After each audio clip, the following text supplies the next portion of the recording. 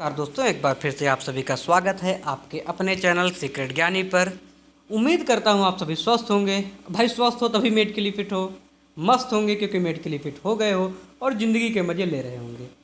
ज़िंदगी के मज़े ले रहे होंगे इसलिए क्योंकि ये गोल्डन टाइम है। मेडिकली फिट होने से लेकर ट्रेनिंग से जाने के बीच जो टाइम बचता है उसे बहुत ही गोल्डन टाइम बोला जाता है। और इस टाइम पे जो चिल नहीं कर पाए वो लाइफ में कभी चिल नहीं कर सकता।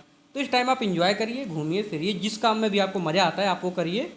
और जैसे मुझे मज़ा आ रहा है यूट्यूब वीडियो बनाने में, मैं ये कर रहा हूँ। मुझे पढ़ाने में मज़ा आ रहा है तो मैं इस समय SSC GD वालों के लिए क्लास भी ले रहा हूँ। तो वही है, जो आपको अच्छा लगता है वो करिए। ये आपका टाइम है इंजॉय करने वाला, और हो सके तो फैमिली के साथ टाइम भी चाहिए। फिलहाल थंबनेल देख के आपको आइडिया लग ही गया होगा किस बारे में मैं बात करने वाला हूँ।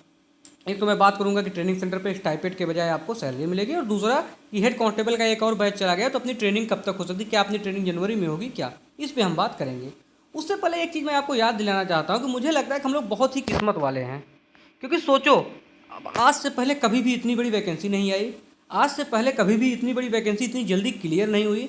आज से पहले कभी भी ऐसा नहीं हुआ कि ट्रेनिंग सेंटर जाते वक्त आप कोर्ट केस में इतना ज़्यादा फ्री महसूस कर रहे हो, क्योंकि कहीं भी आपके ऊपर स्टे नहीं है, कहीं भी आपका रिजल्ट नहीं रद्द हुआ है। मतलब ले दे के सिर्फ एक भर्ती अधीन ही है, उससे ज़्यादा कुछ नहीं। और कोर्ट केस की हालत यह है कि वो इस समय ICU में है। तो कुल मिला जुला के जिस तरह से आपकी किस्मत बहुत अच्छी थी, ठीक उसी तरह इस बार आपको स्टाइपेंड के बजाय पूरी सैलरी मिलने वाली है। नहीं नहीं तो भाई, ट्रेनिंग सेंटर पे बहुत जो लोग अपनी जॉब छोड़ छोड़ के आते थे, यानी जिनके पीछे पूरा परिवार हो जाता था उनकी सैलरी पर, अचानक से वो बंदा घर से 20,000 रुपये मंगाने लगता था महीने का। तो एक साल तक उसके घर की हालत क्या होती है आप ही समझिए। और कोई कोई बेरोजगार आदमी होता था और वो महीने का 10-15 हज़ार रुपये लेके ट्रेनिंग कर रहा है। यानी SI वाले ये बताते थे कि उनको उनको जब ट्रेनिंग सेंटर पे जाते थे और घर से पैसा मंगा के खर्च करना पड़ता था तो बहुत तकलीफ होती थी। और वहीं उनके साथ ट्रेनिंग कर रहे जो कांस्टेबल होते थे, जिनको सैलरी मिलती थी, वो इनसे ज़्यादा खर्चा करते थे। कहीं ना कहीं पैसे के अभाव में ट्रेनिंग भी अफेक्टेड होती थी।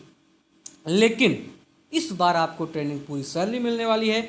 ये जो आप पेपर देख रहे हैं ये 2016 की भर्ती के कुछ लोग ऐसे रह गए होंगे जिनको तो अभी भी अब जाके ट्रेनिंग पर भेजा गया है। अब आप दो फिर दिमाग लगाओगे कि 2016 वाले ट्रेनिंग पे चले गए हैं तो हम कब जाएंगे। तो भैया ऐसे 2-4 लोग रहे होंगे।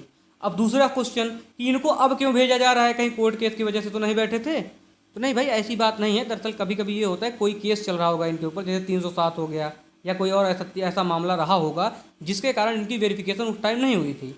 तो अब जाके इनको न्यायालय से दोषमुक्त किया गया होगा और उसके बाद ये ट्रेनिंग पर आए होंगे। यानी ये यही मामला रहा होगा कि कोई शायद इनको जो है, मुझे लग रहा है कि ये पूरी वेरिफिकेशन का मामला था जो अब जाके क्लियर हुआ है।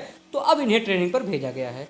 और यहाँ पे आप देखो कि यहाँ लिखा हुआ है कि आधारभूत प्रशिक्षण हेतु संस्थान में आगमन किए जाने की तिथि से उप निरीक्षक नागरिक पुलिस के पद पर 7वें वेतन आयोग की संस्तुति के आधार पर ग्रेड पे वेतन ₹4200, यानी ग्रेड पे वेतन जो है वो ₹4200 इनको दिया जाए। यानी 35,400 इनका बेसिक पे होगा। इसका मतलब ये है कि 4200 ग्रेड पे आपका मूल वेतन जो बन रहा है वो 35,400 बन रहा है। और इस पे जो है आप अपना DA जोड़ लीजिए, डेली अलाउंस। DA साथ 38% है, यानी इसमें 38% आप और जोड़ लेंगे तो लगभग 50,000 के आसपास आपकी सैलरी बनेगी। इतनी सैलरी आपको ट्रेनिंग सेंटर पर पहुंचते ही मिलने वाली है। यानी जिस दिन आप कदम रखेंगे उस दिन 16,000 समथिंग आपकी दिहाड़ी शुरू हो जाएगी। बढ़िया खुशी से आप 20,000 खर्च करके ट्रेनिंग करो, 30,000 अपना बचा के रखो। जिसको घर भेजना है घर भेजो, खाते में जमा करना है खाते में जमा करो। ये रही आपकी खुशखबरी।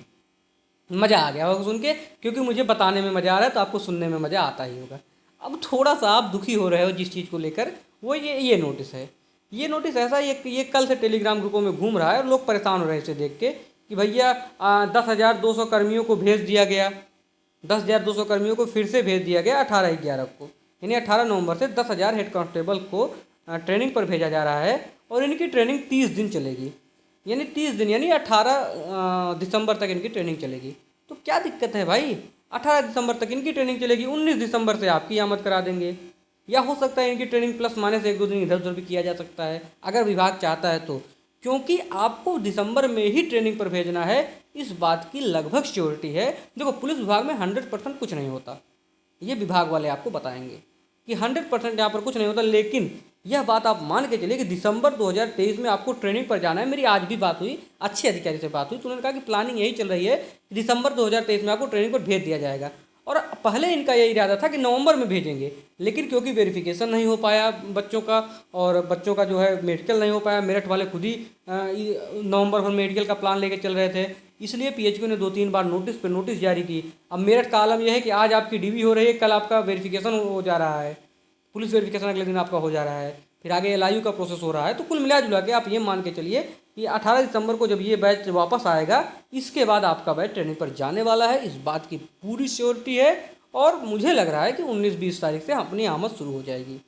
नवंबर लास्ट, दिसंबर फर्स्ट वीक में आपके हाथ में आपका ज्वाइनिंग लेटर होगा।